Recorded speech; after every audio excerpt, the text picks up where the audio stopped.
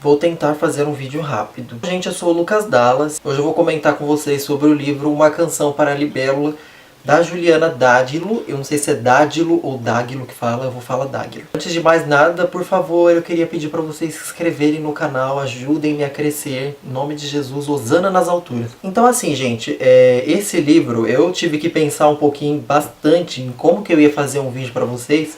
Porque ele é um livro que ele tem muita coisa que se pode falar. Eu não fiz roteiro nenhum, então vai sair o que sair. Esse livro ele é escrito por uma autora nacional, tá? E ele está disponível na Amazon.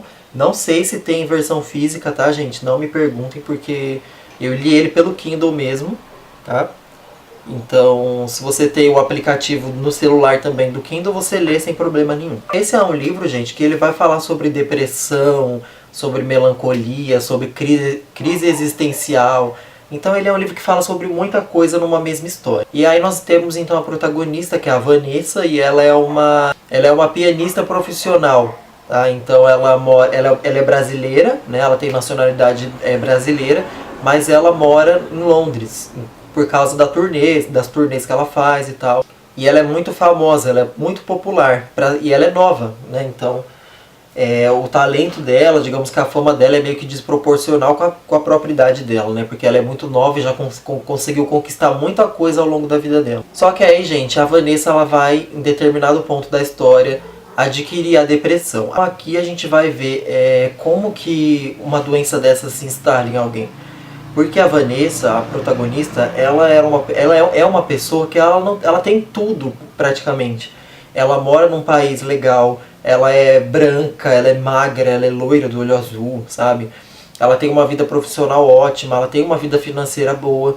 Então por que ela vai ter uma coisa dessas, entendeu? E aí que a gente vai entender que realmente se trata de uma doença, não é uma frescura, não é uma característica, sabe? Não, é uma doença mesmo. E acompanhar a instalação dessa depressão, acompanhar essa angústia, esses pensamentos negativos, né, que essa doença traz, é muito angustiante, sabe? E eu realmente subestimei um pouco a autora, tá? Quando eu peguei assim a sinopse, não é um tema que eu me interesso muito geralmente, mas a autora conseguiu me envolver muito na vida dessa personagem.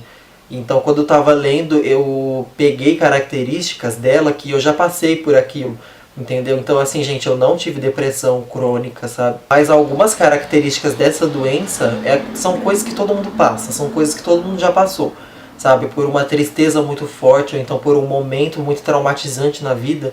E algumas coisas, alguns pensamentos que a Vanessa tem ao longo da história, eu já tive. Entendeu? Então é muito angustiante você reviver aquilo. E foi pesado, assim, foi muito pesado. Em determinado momento do livro, a protagonista ela vai ter que voltar para o Brasil, porque o pai dela tá doente e ela quer passar um tempo com ele. E aí ela vai se confrontar com a mãe dela. E a gente vai entender que tem um passado muito sombrio entre ela e a mãe dela, de uma coisa muito pesada que aconteceu no passado, e as duas não se dão bem, elas não conversam, elas não têm uma relação boa. E a gente sabe disso desde o começo do livro. Então quando ela fala que vai precisar voltar pro Brasil, a gente já sabe que vai acontecer uma merda muito grande quando ela vê a mãe dela. E é o que realmente acontece. É isso, o livro é isso, a gente acompanhar a história da protagonista no antes da doença e o pós-doença. E acompanhar como que essa doença age em alguém. Então a gente percebe que quando uma pessoa ela tem esse problema, não adianta, gente, você querer empurrar livro de autoajuda para a pessoa.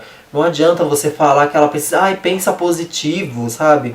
São coisas que não funcionam, entendeu? Por mais que você tenha boas intenções, não funcionam, entendeu? Porque uma pessoa que tem isso, ela precisa de tratamento médico.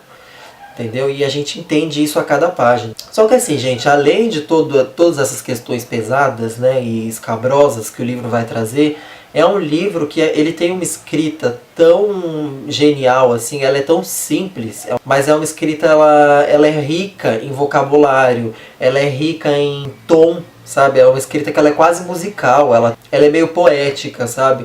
Mas ela é uma poética que não fica snob, sabe? Não é uma forma dela tentar mascarar uma falta de talento para a escrita.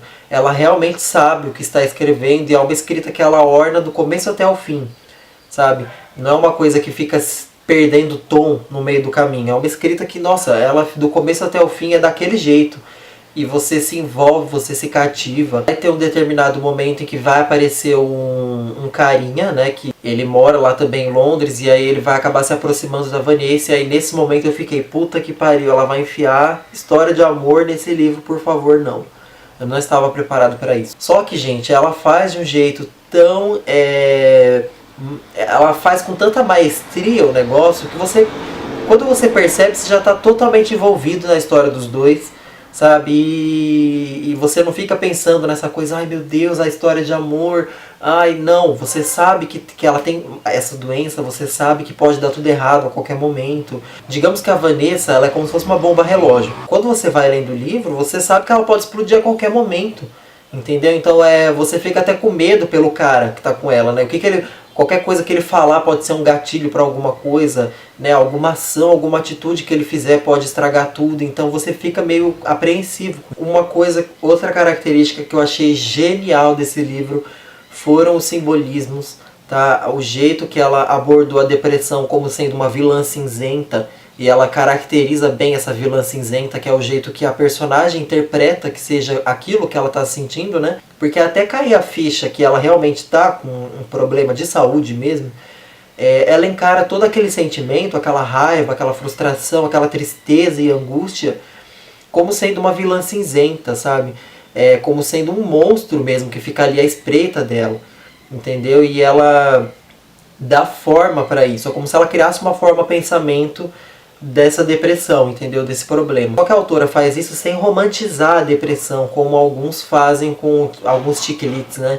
De doença, tipo, nossa, como é legal ter câncer, né? Em alguns livros a gente vê isso. Só que ela em nenhum momento vai romantizar a depressão. Ela em nenhum momento vai falar, nossa, como é legal ter depressão, que lindo, sabe? Olha, você pode ver uma história de amor tendo depressão, que lindo. Não, gente, ela coloca isso de uma forma perigosa, sabe? Ela tem até aquela história da maçã, né? Do porquê que a maçã representa o pecado, né? Por que a maçã representa o fruto proibido.